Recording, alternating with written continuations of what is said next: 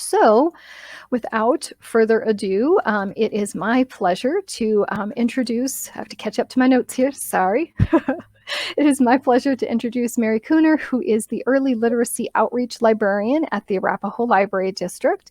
And Mary has over 17 years experience working with young children and their caregivers, and is a founding member of the CLEL, Colorado Libraries for Early Literacy group. So I'm going to pull up her slides and turn it over to Mary.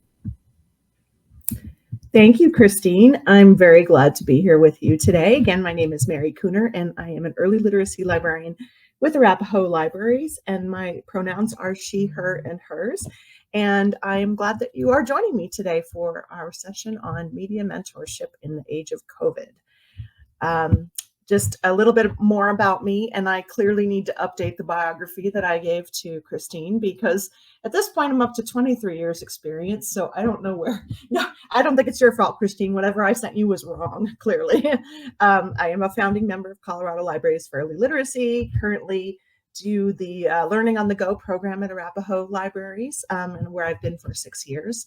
And in the, sometimes Christine makes up bios. Well, you know, I doubt it. It was pretty accurate otherwise. In 2018, 2019, I had the opportunity to chair the first Excellence in Early Learning Digital Media Award through the Association of Library Service to Children. And that's where I really started learning a lot more about online media for children and screen time, and getting into kind of what is out there for our parents and caregivers right now.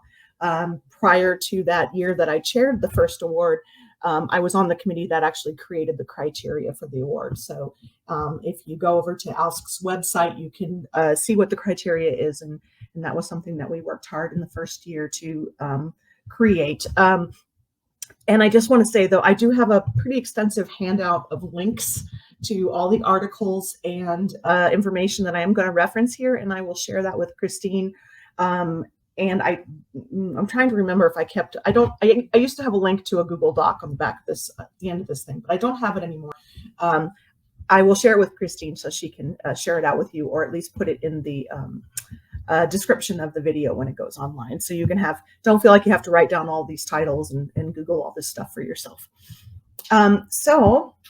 Our agenda for today is we're going to start about talking about what is media mentorship, what does that term mean, and talk a little bit about why librarians should be media mentors, and can you be a media mentor? What are the experts actually saying right now? What is really coming out about screen time in young children? And then we're going to talk about what the experts say and what they say are the best practices versus reality, the reality we are living in right now. And then finally, getting into a little bit about how you can evaluate early learning media, or help children, or help parents to find evaluation sources so they can give their children access to the high quality materials that are out there. And then finally, some other ideas for how we can help parents navigate this world. So, and finally, hopefully we'll have some time for questions and sharing.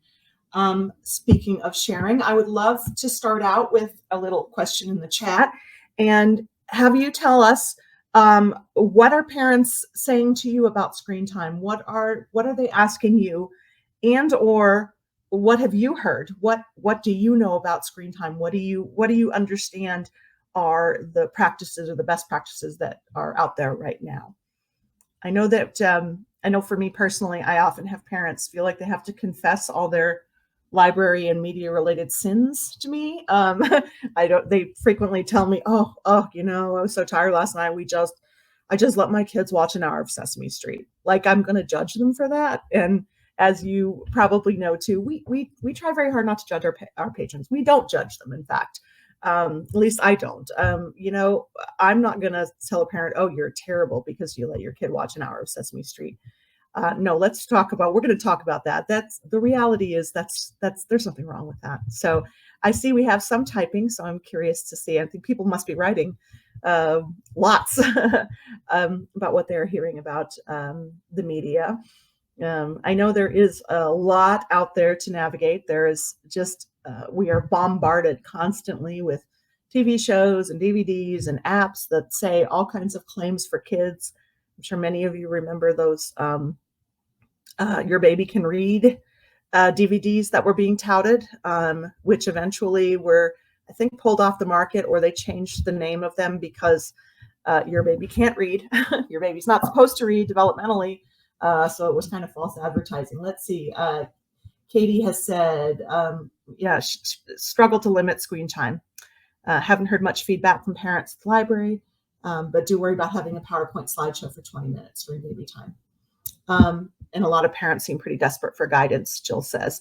And hopefully that is what you will have today, is a little bit of guidance, a little bit of some ideas of ways to talk to parents about these things. And I do hope, Katie, that I can also give you a few tools that you can use as a parent to help with navigating this whole world. So I think universally people are a little confused about screen time and also struggling with how to make those choices, and also how to especially with older kids, how to work through some of those choices when screens are such an ubiquitous part of our lives. Christine says she's heard parents say that their kids have had a lot of screen time because of COVID and want to be more present at the library, school, and with books. I have heard that as well. I have heard parents tell me they are screen timed out, which certainly is fine, and we can absolutely help them come up with other activities and ideas. I get that from parents who tell me that they enjoyed our video story times, but they're done.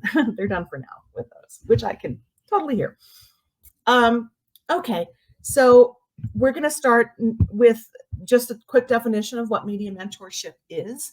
And this is based on the white paper that Association of Library Service to Children came out with in 2015. And it recognizes the changing nature of libraries and librarians' roles. As you know, we are not just about books and reading solely. We are about information seeking and getting access to that wherever it may be. And I like that the definitions includes this is a patron need-centered. Media mentor provides recommendations to meet a family's stated or implied needs. And they will be given these resources with objective interpretation by the media mentor. We don't make any judgments. And it's up to the family to use the recommendations to make their own decisions. And I think that's key right there. We are going to give them what we know and the information that is out there. And perhaps if they want to know our opinion as experts on how we would navigate this, in our world, but it's up to the family to make their own choices. We offer the resources and the information, and they make their own choices about what the family's media is going to look like. Now, before I switch to the next slide, I'm curious to know, do you believe that librarians should be media mentors, and why? Why do you think this is something we should do? So another moment for you to put something in the chat while I take a sip of water.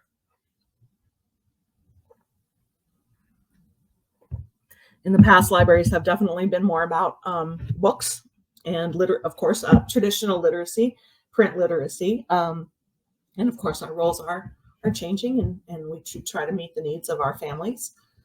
So media mentorship could possibly be part of that, but I know some folks find it challenging to make that transition. Lauren says, I think we can play a role. Mm-hmm. Absolutely. Got a couple more people typing.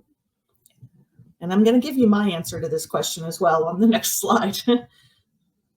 So I just wanted to hear what you said before I try to. Parents are asking. Yes. Exactly.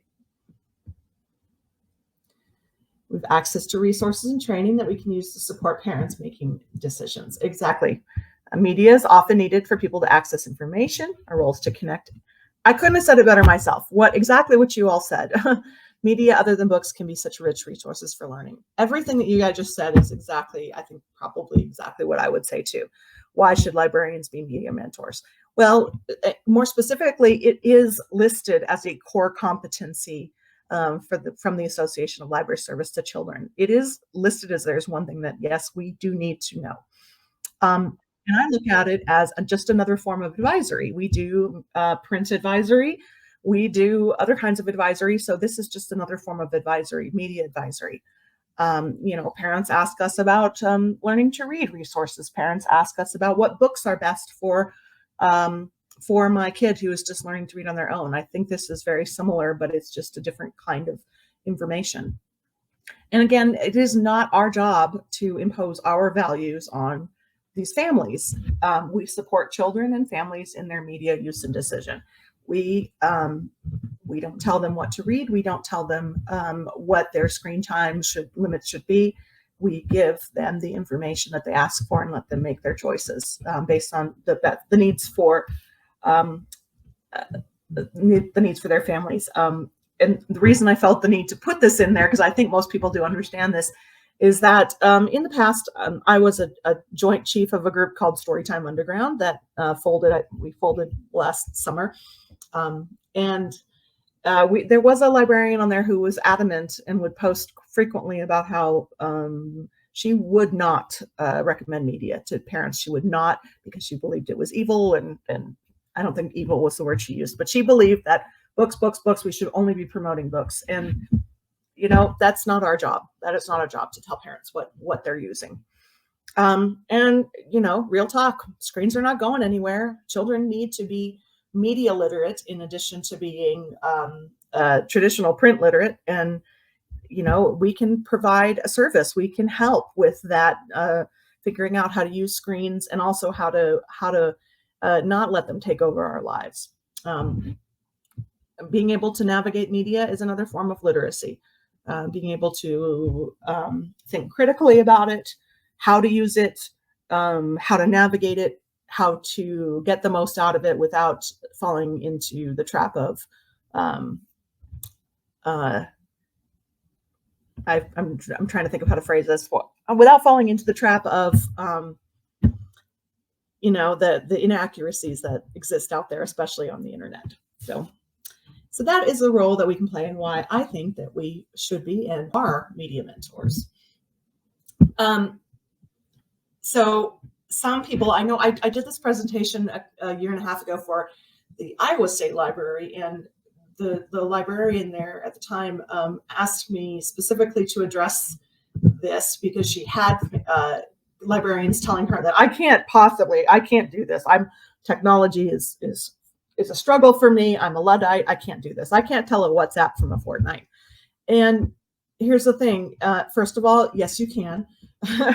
You absolutely can. And you are already a trusted resource to your patrons. So they trust you, even if you don't feel like you have all the technology skills. Us as librarians, we don't know everything. We have not read every single book in the library. We don't know off the top of our head every fact that exists in the world. But we know where to look. We know where to find things. So if a patron comes to you and says, hey, I've heard about this app that, the teacher said we should use. I've never heard of it. I want to know more about it before we download it. And you are looking at them and saying, I have no idea what that is too. Well, you know where to look. You know where to find the information, and you know where to find accurate information. And I had to put "let's find out" because that is actually Arapahoe Library's motto, and we say that to each other quite a bit. Let's find out. So you can do that hunt together. You can start looking for that information together. All right. So yes, you can.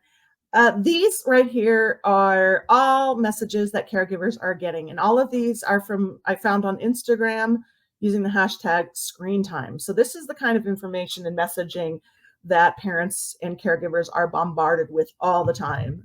Like this, this natural healing company, I think it is on the left side, gray one, has put up this post about screen time and health, blue light toxicity and disruption of circadian rhythm, increased rates of anxiety, greater risk of obesity. Oh my God.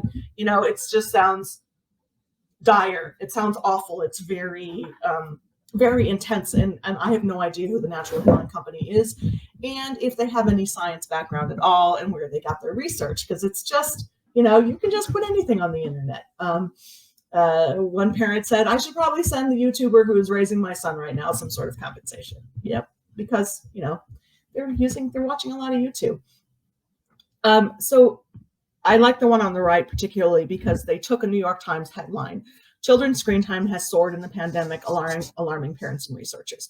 And the parent decided, or the caregiver decided to fix it. Parents left with no option during never-ending pandemic turned to screen time as a last resort to help them not lose jobs and or sanity in the face of epic failure from U.S. leadership, an expert to help them know what to do when they're very sad, very lonely children.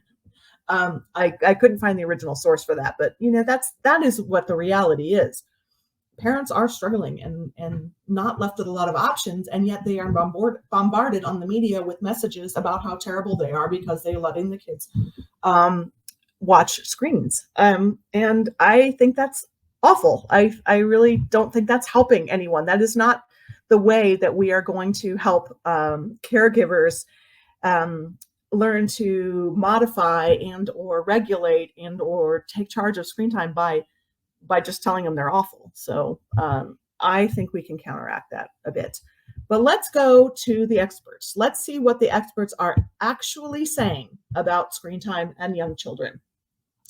I think a lot of you who work with children are familiar with the American Academy of Pediatrics and the statements they have put out in the past. In their 2016 statement, prior to that, they said, don't use screens before age 2. They changed their wording a bit on here because it was kind of getting distorted a bit. People were taking their original messaging and changing it to say, oh, that means screens are absolutely inherently bad, terrible, 100% terrible for young children. That is not what they were trying to say. They were really trying to say it's not recommended. It's nothing as terrible is going to happen if your kid watches, half an hour of Sesame Street. That's not the end of the world. They just don't recommend it. It's not the best way for kids to learn. It's not great, but it's not the end of the world again. So for ages in 2016, this is what they said: younger than 2 years, avoid it if you can. However, they have studied video chatting, for example, FaceTiming with grandma.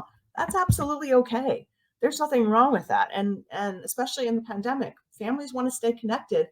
And if a family thought that putting their under 2-year-old in front of any screen was terrible, they might miss out on some of those connections, especially those pandemic babies.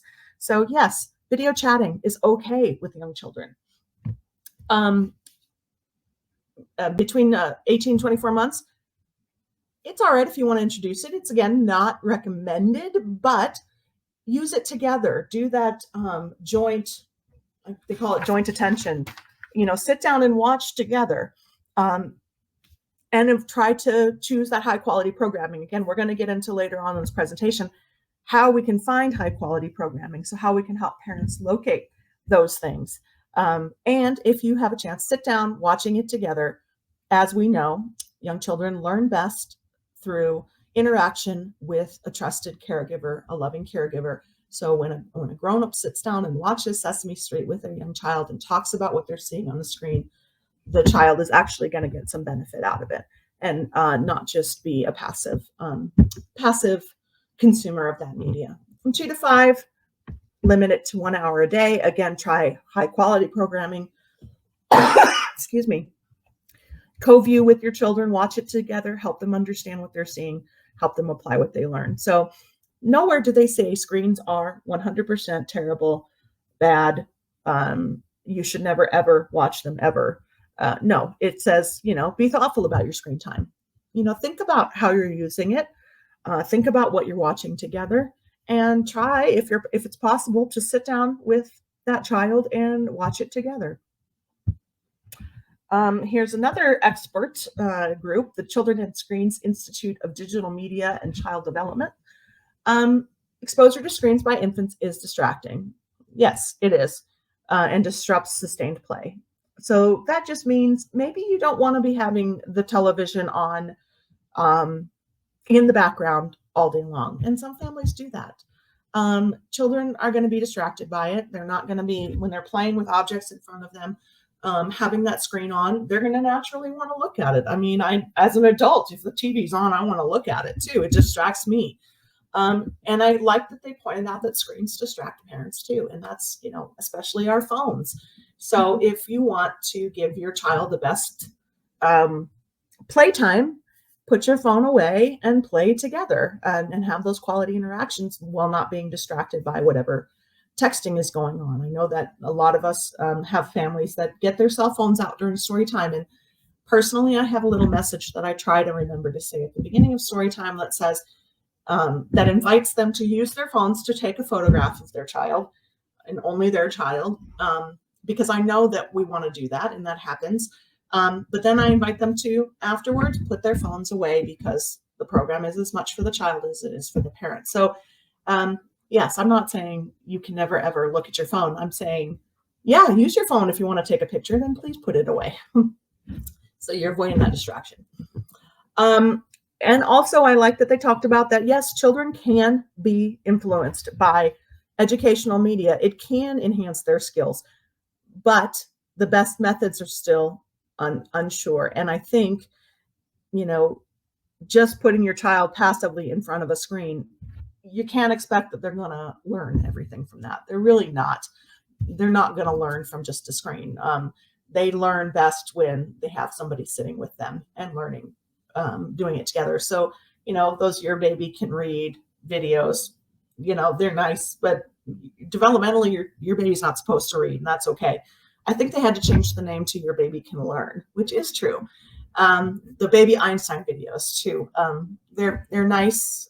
They distract the kid, but your kid is not necessarily learning, because they need that reinforcement. They need that back and forth with a trusted caregiver to really absorb that material and gain something from it. So screens on their own are not the greatest thing. Honestly, it's less about the screen and more about what we're doing with the screen, how we're using the screen.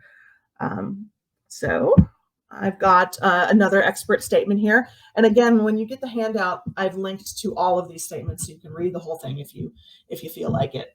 The Fred Rogers Center for Early Learning in Children's Media, plus NACE, the National Association for the Education of the Young Child, made a joint statement, and they acknowledged technology can be useful. As we said, children can learn from technology.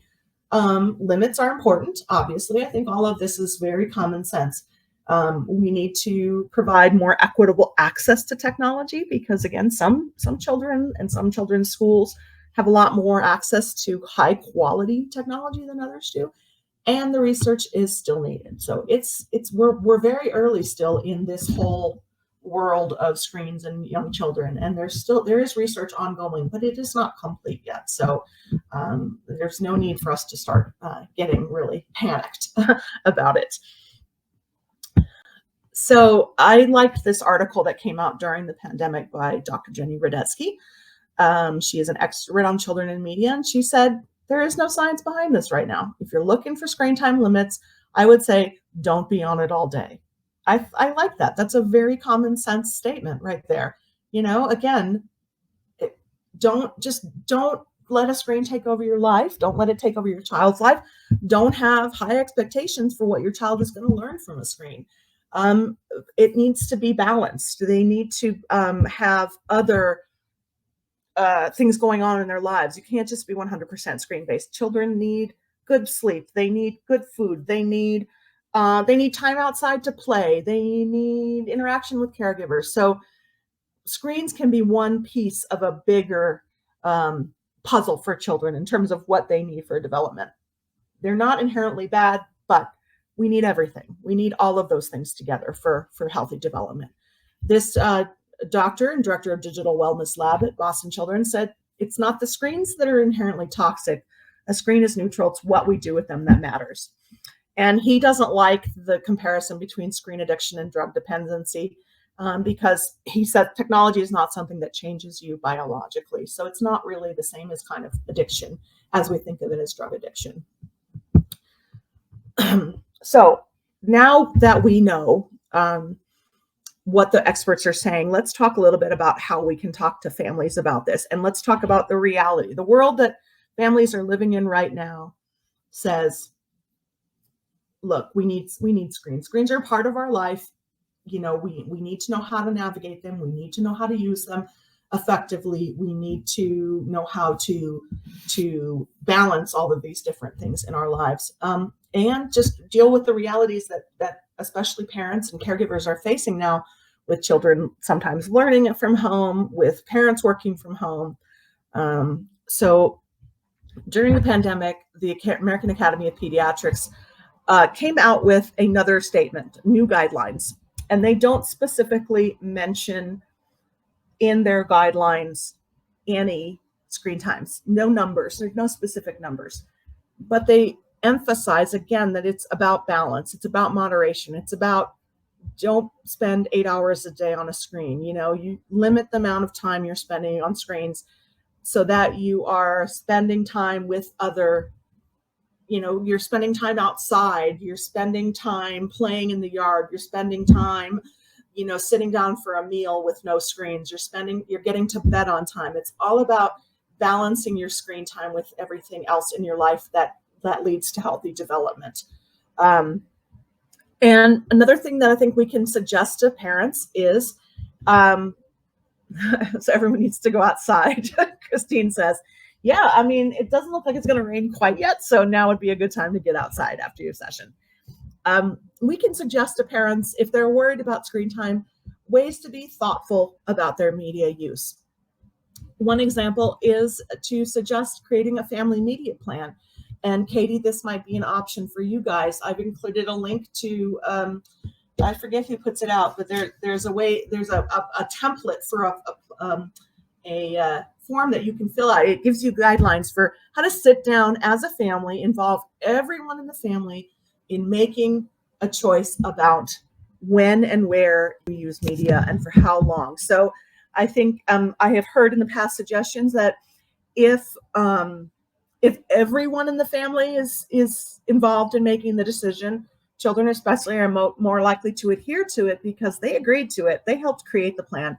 And I went through and made one for a fictional family. And it is very specific. And you check mark things like, here are the rooms in our house where we use screens. Here are the times of day where we use screens. And you can set things saying at dinner time, we have no screens, or at dinner time, you can only have a screen for a text or a phone call. It's very specific. So everyone can sit down together and make those limits. And that way, again, it's a lot easier to have those conversations with kids when they have agreed to this plan together. So I think that's a great thing to offer to parents. Again, we can help parents evaluate the media their children are viewing and using, so that they can make sure that they are, when they are choosing to use screens, that they are getting access to that very high quality, developmentally appropriate media. And we'll talk a little more about ways to do that and how to find those things. More best practices to offer to families. Again, encourage that co-viewing, especially when they're very young. Encourage the grown-up to sit down with the child and watch together and talk about what they're watching. I know that's not always 100% feasible. Sometimes you do just need to get the dinner on the table. And if your kid is watching, again, a half-hour Sesame Street, it is not the end of the world. Nothing's going to happen to you or your child if you're watching a half hour of Sesame Street. But when it's possible, and more often than not, try to sit down when they're watching those things and watch with them so you can talk about them. Another thing we can offer to parents is perhaps suggesting when they're in the library, if they're getting a video, a Peppa Pig video, mention that you have books too. So encourage using different kinds of media, including books. If they're really excited about Thomas the Tank Engine DVD, say, hey, did you know we also have books? I know that kids get very excited about that. So you can encourage consuming books in addition to videos that way.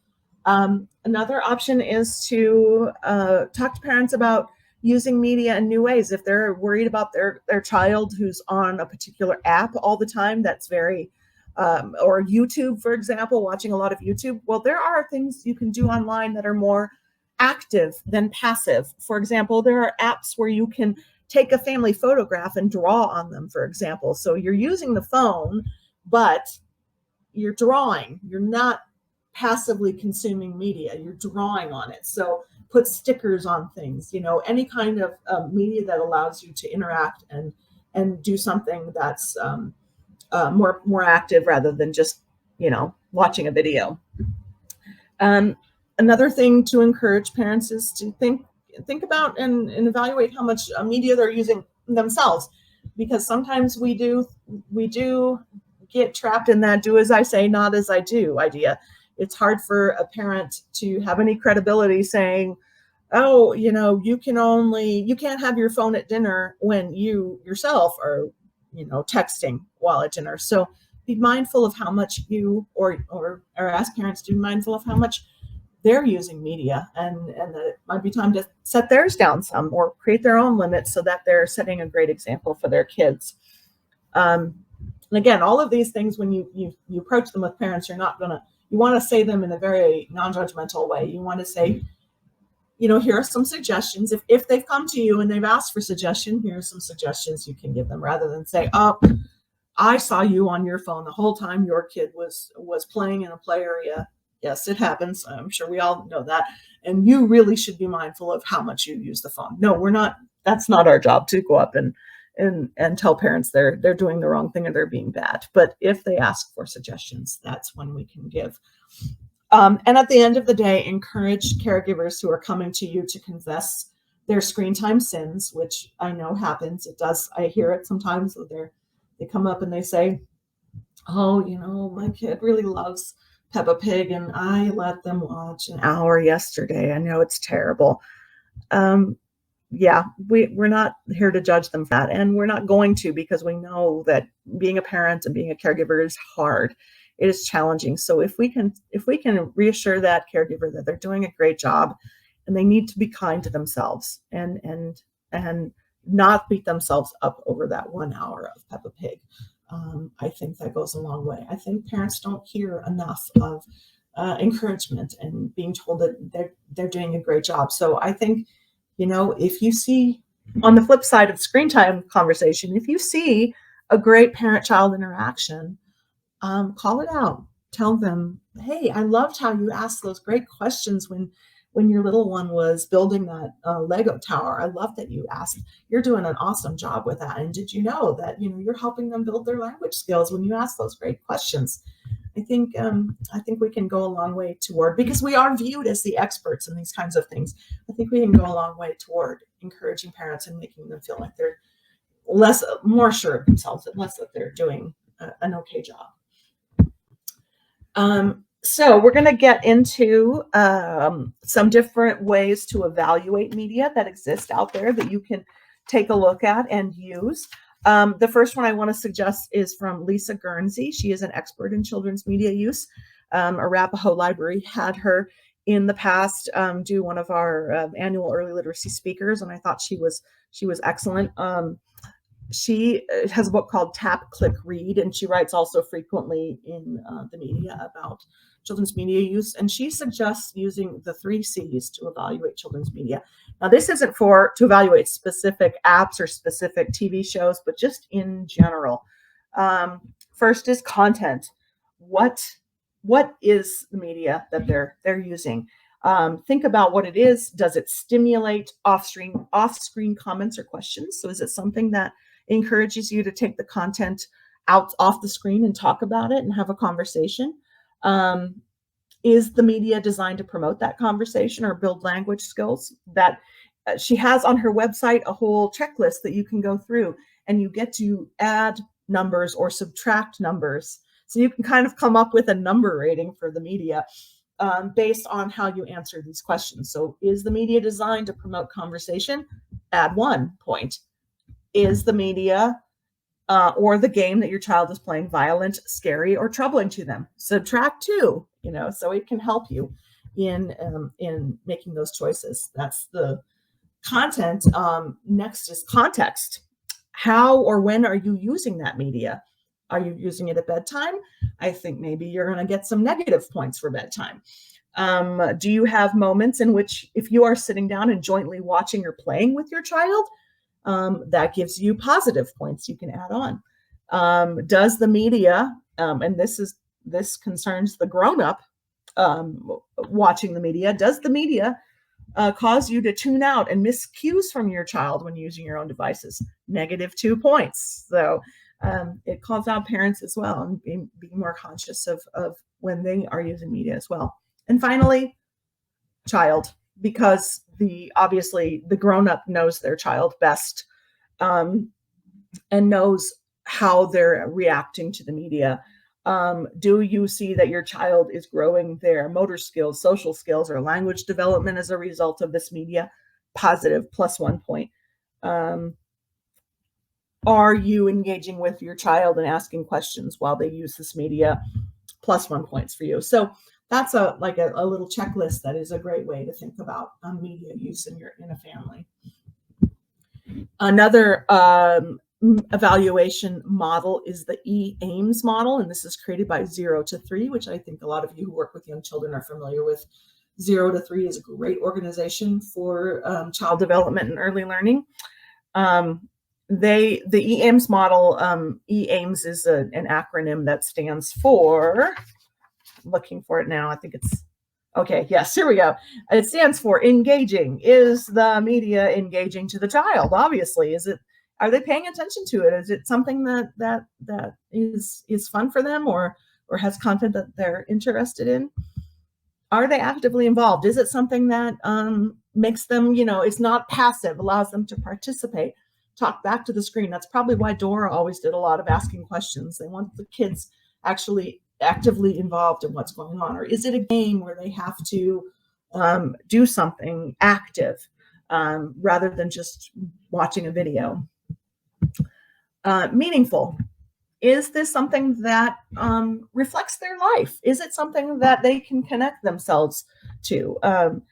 Do they see themselves in the app? This is a great argument for why we need lots of diverse faces and ability levels in our apps, because we want children to connect to apps or television shows that have meaning to them. Also, is it developmentally appropriate? Is it above their heads? Then it's not going to really be meaningful for them if it's something that is too hard or too easy. And finally, social. And what they mean by social is, does it encourage the child to engage with the content outside of the app or outside of the show? Do they come to you later and talk to you about it and say, oh, I did this thing on this app and it was, and here's what happened, and and they want to talk about it and ask questions? That's a great thing. Now, obviously all of these things are subjective and are going to be at different levels, but it's another way for the parent or the caregiver to be thinking about the media that they're consuming. And this document that you see on the right, the picture on the right, is sort of a flow chart that parents or caregivers or even librarians can go through when we're choosing media. And I've got a link on the handout to that document. I think that's also something that you could put out for your parents to take home and as a passive option, because obviously they're not always coming to us with these questions. So if you've got a place for parent information, this might be another one that you want to add for them to take home. So next we're going to get into, I've talked a lot already, so let me take a pause here before we get into where to find good media, sources that already exist, and ask if there are any questions about what we've had so far. I know you've been listening to me a lot, which Christine promised you wouldn't have to do, but I do have a spot later on where I will ask for your input as well. So I'd love to hear if you have any questions at this point. So I'm going to take a sip of water and let you guys type.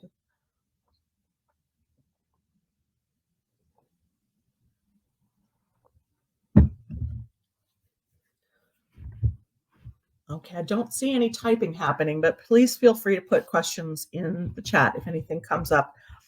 But we're going to get into now where you can find some of this good media. And first, I do want to introduce, if you're not familiar with it, the Excellence in Early Learning Digital Media Award. Just first came out in 2019, so that it has 2019, 2020, there's four awards have been given. Yes, Katie asked if we can give some examples of quality media. That is exactly what we're getting into now. So good timing. Early Learning Digital Media Award was created in 2019, and it kind of replaced an award that existed in the past that was I think it was the Carnegie Medal, and it was for videos basically. So the ALSC chairman or board directorship recognized that it was kind of outdated to have an award that it was just for videos or just for DVDs. So it morphed into this award, which acknowledges all the different kinds of media that exist in the world now. And the app or the award is given to an app, a website, a DVD, a show, a software, any kind of media, digital media that is used with young children. It is media that's geared for ages 2 to 8. And the reason is, and I can tell you this because I was involved in the creation of this criteria, we really wanted to acknowledge what the American Academy of Pediatrics said about screens not being recommended for young children other than video chatting. We really wanted to say, we recognize that really under 2, we shouldn't be using screens with them a lot. So we wanted to say that the media should be geared to ages 2 to 8. And specifically, we put in our criteria that we wanted this to be media that encourages joint engagement, encourages co-viewing, encourages a grown-up to sit down with a young child and consume this media together in whatever way that may be. So something that really shows that the creators of this content, of these apps, thought about how that would play out, thought about how a grown-up would engage with a child using this media. So I just want to give you a couple of things that we used when we created these guidelines. There's something called KidMap that exists, and it's Kids Inclusive and Diverse Media Action Project. And they've created this checklist for app creators specifically, or content creators, children's media creators, that they hope they ask organizations to kind of sign on and say that they're going to use these ingredients when they're creating their media for kids. So I think if you know that a content creator has used this as a model for creating their media, that they're going to be good. I mean, I think I've looked on Amazon, and the number of just random apps for kids that are out there is astonishing. And I would imagine that 99.9% of them do not think about these things when they are creating that media is about advertising content primarily, I would think, and getting money. So I would not recommend any of those to parents. You want to see a diverse cast of characters. Again, we want children to see themselves just like that. We want those mirrors, windows, and sliding glass doors that Dr. Reading Sims Bishop talked about. We want that in our books. We want that also in all of the media that children consume. We want things to be age appropriate. We want the artwork to be high quality. We want, I like that they've even included that the creative team is diverse. So the team that is creating this should be of lots of different kinds of people. So this is some of the stuff that we used when we created our criteria. And some other review sources that you can use when you are reviewing for media. Sorry, I just lost my train of thought, so I'm a little scattered here. Here are some places you can go online to get reviews of media. So when you are recommending things to parents, or when you are choosing apps, if you've got iPads for kids to use in your library, or you've got links on your website to children's media, here are some ways you can find some of that quality stuff. Madison Public Library has something called Carissa's List, and it is a librarian there who puts out app reviews, and I checked recently, and it is still being updated. She does great app reviews through Madison Public Library. Again, all of these links will be in the handout. Children's Technology Review is a publication. It's I think it's a digital publication that comes out periodically. It does require a subscription, but I would imagine if your library acquires purchases DVDs or other kinds of media, that somebody in your library probably has a subscription, and if you can get yourself on the distribution list for that, you can see what's going on. So I know one of our collection development librarians has a subscription to this, so she would share it out with the rest of us so we could see what was on it. Common Sense Media, I'm sure lots of you are familiar with. That has been around for years and years and years. And it used to be, when I first became a librarian, or early in the 2000s, it used to be super judgmental. It used to be really kind of like, it used to be very biased in how it reviewed media, honestly. So I wasn't a big fan. It has changed quite a bit, and it is a lot more non-biased. Actually, it's very open-minded. Oh, thank you, Susie. Susie has another resource, an ALA resource in the chat. Yes, I've attended some of their presentations, and they do great reviews as well. Common Sense Media is far less judgy and very extensive, and gives, what I really love about it is that it not only has professional reviews, but it also has reviews from parents. It has reviews from kids, so you can get lots of different people's point of view on something. It gives extensive information on each app, like even a section on what to talk to your kids about. So if a parent is looking at that app and wondering how they're going to co-view with their child, it will give you some ideas for how to use that together. One thing I also really liked about Common Sense Media is it specifically mentions the privacy aspect. It talks about what information is or isn't being collected on kids. That's often included, and none of the other sources that I've looked at even really talk about that, but that is a big deal thing. You really need to be thinking, and grown-ups need to be thinking about, what kind of information is this app going to collect about my child, if anything. Because honestly, if it's a quality app for children, it really should not be collecting any information about the child. So that's something to be thinking about and looking at. Unfortunately for Children's Common Sense Media, you do actually have to pay now. It used to be 100% free. Now you have to pay. You have to create a subscription after you get your first 3 free reviews. It's not very expensive. I think it's like $5 a month. Yes, that could be prohibitive for some parents. So I know that our library has a library subscription that one of our staff member has that we share. So perhaps that's something you want to do as a library, is get a subscription, so you can help get parents access to those reviews if they need them. So let me see, what do I have next? School Library Journal, of course, has occasional app reviews that are really useful. And finally, my library system, my colleague Molly used to do app reviews. So we're a little bit behind on those now, but we're definitely picking them up. So as Carissa's list has a lot of reviews, maybe that's something you also, if you're getting asked questions from parents, maybe that's something you want to consider doing, using some of these tools to review different apps and recommend things to your families, just like we recommend books. I do these. I think somebody asked what kinds of things you could recommend, quality media. These are some companies that are consistently create high quality apps, I think. PBS Kids has won the Excellence in Early Learning Digital Media Award medal. I don't think it's a medal. It's actually a certificate.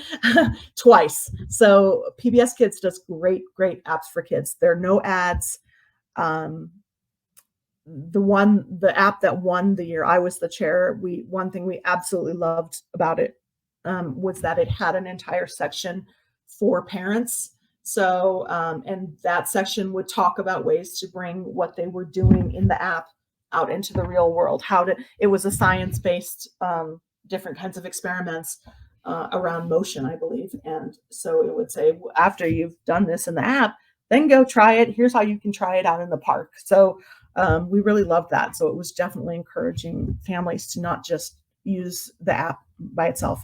Tiny Bop has also won awards for Excellence in Early Learning Digital Media Awards for their apps. Theirs are definitely for older children. They're not for the youngest, but they are really cool in that they provide really extensive guides for teachers. So these are great ones for school. They have things about human anatomy. They have things about sea creatures. I haven't looked recently at what all kinds of things they've created, but what I also really, really loved about them is if you go on their website, they have user guides that are available, and I want to say like 20 languages. So they create tons and tons of documentation for teachers to use their apps. And also, again, they have no ads, and they do cost money, so that's a problem. I think if we're going to recommend apps for parents, we need to make sure we have a balance between apps that cost money and apps that don't, because not everybody can afford them, or perhaps provide some of the apps that cost money on our in-library use iPads if you have them. Harvard Graduate School of Education is one I found recently that's actually creating some really cool apps for young children as well. Fox and Sheep, I'm not sure if they're actually making apps anymore, but they have in the past had some, and I think they might still be available. Fox and Sheep and Nosy Crow, their apps are based on books. I believe one of them is Germany and one of them is in England. Their apps are actually based on books that you can buy, and they're really pretty cool. Originator is the organization that created the app called Endless Alphabet that has been around for a long time and is absolutely beautiful. I know they've created Endless Spanish. They're different language apps as well, and that's quite lovely. So these are some sites that you can look at for their apps for young children that are pretty consistently high quality. And if anyone knows of any others that they've found, please do put them in the chat, because I know there's new things coming out all the time, and I try to keep up on it, but I know I miss things. So now I have a question for you. Speaking of the chat, tell me what else you think libraries can do to support characters with online learning. So again, besides recommending apps and besides alleviating their fears around screen time a little bit, when a parent isn't coming to you and asking these questions, because I have a note to myself acknowledging that everything I've just said, where a parent has come and asked you for specific advice in this matter, it really comes from a place of privilege, because it's rare that a parent or caregiver is going to come and ask us these questions. It does happen, but it's rare. So many parents don't have the luxury of closely evaluating everything their child consumes. Many, if not most, parents don't have time to create a schedule or stick to a family media plan or even get off their own laptops if they're working from home. Some parents are just trying to get through the day and can't worry about how much time their child has spent on a screen. So all these things are okay. As the Child Mind Institute has said, if at the end of the day everyone's fed and getting some sleep, you're doing fine. So how can we share this information? How can we let parents know of this great information in a non-judgmental way when they aren't specifically asking for it, as we did with early literacy tips? So those of you who work with young children, you know that we are in our libraries sharing information about pre-reading and early literacy with parents that they didn't necessarily ask for, but we know it's important, and we're sharing it in non-judgmental ways that show them that they're already doing a lot of the things that we want to encourage them to do more of. So how can we translate that over into information about screen time and media use and choosing high quality apps? What ideas do you have? I see some people are typing.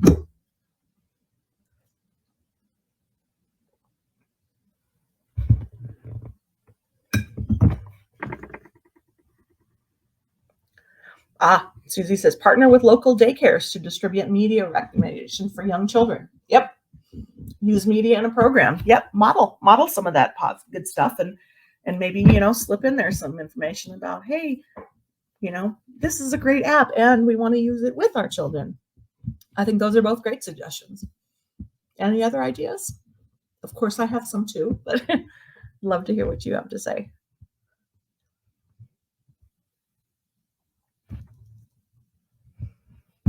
Don't see any typing, so I'm just going to jump in, but please do feel free to put something in the chat. My suggestions are offer those bite-sized tips when you have the opportunity. Perhaps you want to think about ways you could put a few media, early media tips into your story times. I know Katie mentioned using a PowerPoint in hers. Maybe she can slip in something there about using media with young children. Again, make sure you're using it in you're saying these things in a non-judgmental, we get it, this is a hard thing to do way. You can offer those curated lists of apps and websites on your website, or as a sort of similar to a book list, or as Susie suggested, distribute media recs to parents. So that's one way you can sort of passively recommend things. Invite experts in to do virtual programs. I know in the library, in my library system, we have had people to come in and talk about screen time with parents, because as you said, it is a hot issue and a hot topic for parents. So people, they want to know. Blog posts about screen time. And I don't know, are people still reading blog posts? I'm not sure. We can always put them out there. Counteract some of the messaging that's on social media about screen time with common sense information that we have about screen time, and put it on our social media. Say, are you struggling with screen time? Here's some tips. Another idea I had during the pandemic is to provide parents and caregiver training on the software that their kids are using in school. Because I know that with one of the preschools we work with, during the pandemic, of course, there was that home learning, and they were using an app called, I think, Seesaw. But not every parent is always familiar with that technology, or how to use technology well in order to help their child use it.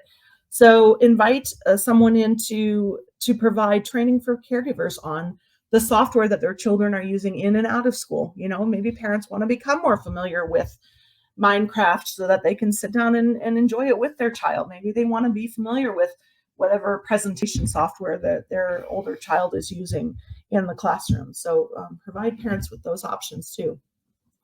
And then, of course, encourage offline experiences. As we know, since we want to encourage that balance of screen and no screen, and getting out into the world and doing things in person and spending time as a family, we can certainly encourage that, in addition to encourage thoughtful screen use, by providing offline experiences like our story times and like our programs and make intakes. I know a lot of us did those during the pandemic. So ways for families to be together and have a learning opportunity that isn't on a screen. And then I also see Susie also suggested creating some flyers or recommended apps, share with your bookmobile service, field trip to a grocery store. Yeah. I mean, parents will appreciate immediate help. I was just thinking now, maybe putting together a fast facts about screen time, where you use some of these expert resources, but just give the bite-sized bits that families need to know without having to go and do all that research themselves. So I know I've taken up all of your time, and I am sorry that I don't have more time for questions. I am certainly willing to hang out for just a moment. I was going to ask you about these images too, because these are ones that I just found last week around screen time. Again, small kids do not even need access to technology. More shouting at children. They don't need that. So I really love this picture. That example of other high quality media aside from apps, television shows, DVDs. I still think Rocky Mountain PBS does really good stuff. I would suggest Googling Lisa Guernsey. Her name will also be on the handout. She does recommendations specifically of other kinds of media, including television shows. So she's probably up more on what's out there for kids than I am. So definitely Lisa Guernsey is a great resource for that.